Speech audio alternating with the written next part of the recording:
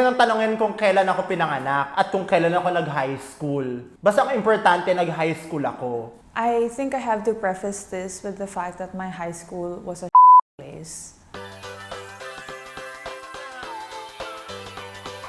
Pinalabas ako ng teacher ko because I was super sikat, I think. May binaboy akong lesson sa board. Nakita ng teacher ko, pinalabas ko. Nung mapapamali ka ng pasok ng classroom. Yung parang napaka-enthusiastic, nagbubukas bilang, hindi mo siya klase, hindi mo siya teacher, tapos, yung... Yeah. Kasi ito pa yung nagpupush and pull ako dun sa sexuality ko. Nung umamin ako dun sa crush kong babae. Ang nakakaloka dun sa high school namin, maliit lang yung high school, dalawa lang yung section. O di nalaman ng buong batch namin na parang, uy, crush ni Keme, si Keme. Kasi parang, ano ba, bakla ba to? Hindi ko din alam. Kasi feeling ko alam naman na ng bakla ako.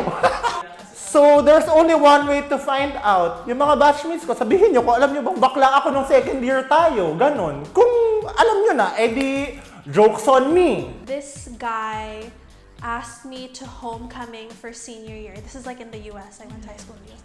Super went full production. He had my whole yearbook committee with all the posters on the window. He got me like an edible arrangement, which is like a bouquet with fruits and everything. He was like, oh, like, do you want to be my date? And I was like, yes. But I didn't. But I think it was obvious that I didn't want to go with him. And I was just like feeling bad for him. Nag-camping kami, tapos my bag was so big. So my underwear is in the plastic. And then, nahulog siya sa bag ko without me knowing. And then, ang nakapulot doon yung crush ko pa. Nung pagbigay niya sa akin, nahulog sa bag mo.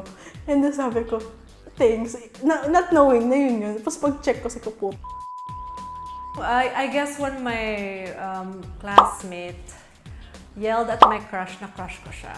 It was really traumatic because I never talked to him before, and then I'm sure he noticed me following him around the campus. Freshman year, they asked to volunteer to sing in front of the whole student body. I volunteered and I'm not a singer. So I sang Spice Up Your Life by Spice Girls.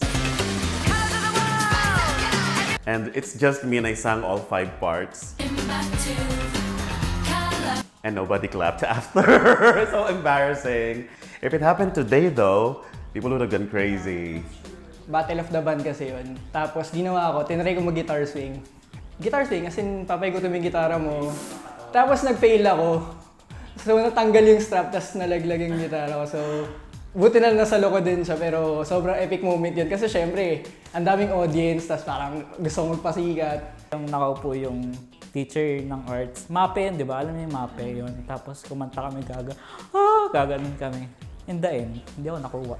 Naging tree guy ako. Alam niyo yung props. Ayun. Pero I love art. Hindi lang halata. Sa mukha ko. Mga daw hold-upper eh. Nag-field trip kami. Tapos, iniwan nila ako dun sa lugar. Tapos hindi nila napansin. So, namasahe ako pabalik ng school.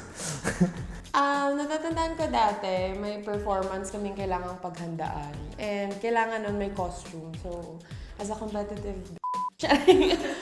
nag-body paint ako and stuff. Tapos, syempre ready na ako. Tapos biglang nawala sa isip ko na tomorrow pa pala yun. Pumasok ako ng school na parang naka-costume. Sabi ng best friend ko time na, anong ginagawa mo? Tapos sabi ko, di ba ngayon yun? Tapos sabi niya, tomorrow pa yun. Tapos sabi ko, well, may wings pa ako, no? Angel of death wings. You know when you're a kid, there's like a shard. Yung parang you thought it's just air, pero may something na pala. And then I don't know how to stand up. Kasi parang it feels heavy na. Parang I waited for everyone to leave. Tapos that's when I finally stood up. And then I ran as quickly as I can to the CR.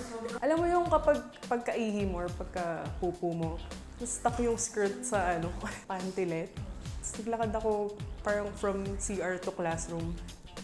Every Wednesday may simba kami. Luhod kami lahat. Inaantok ako. Kasi sobrang puyat ko noon. Nahilo na ako, sakit na ulo ko kasi nga puyat ako, hindi pa ako kumakain. Tapos nakatulog ako. Trinay ko matulog. Paggising ko, nasa lapag na ako. Lahat sila nakapalibot sa akin pag titigos ito. Doon ako sa floor. Tapos pagising ko, yung classmates ko, nakatingin na sa akin, kagaya, hindi, bumangon ako. Tapos like, tinigil yung mask, tapos dinala ako sa clinic. Tapos, ano nangyari sa akin? Yun pala, nag-collapse na ako kasi nga, doon ko nalaman na may iron deficiency ako.